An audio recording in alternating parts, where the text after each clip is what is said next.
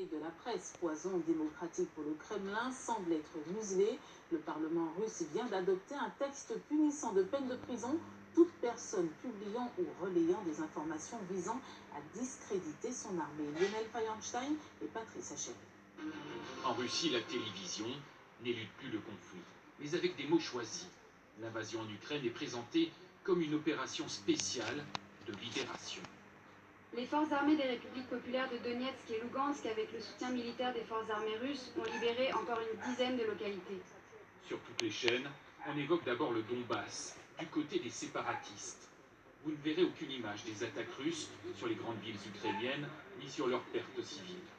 En revanche, la télévision russe commence à honorer ses héros. Des reportages sont diffusés sur ces soldats morts au front. Une information sous contrôle, toujours suivie par une grande partie de la population. Je m'informe à la télé. Vous avez confiance en qui? La Russie? Qui d'autre je pourrais croire? Je soutiens totalement Poutine. Ce sont les médias étrangers qui racontent toutes ces conneries. Les plus jeunes, eux, nous disent trouver des informations plus fiables sur les réseaux sociaux. Je n'écoute pas les chaînes officielles car ce sont des chaînes d'État. Je m'informe uniquement sur Telegram, Instagram. Facebook ne marche pas bien. Ce matin, le Parlement russe a voté une nouvelle loi dite contre les fausses nouvelles. Il est interdit de diffuser des informations mensongères sur l'armée sous peine de prison.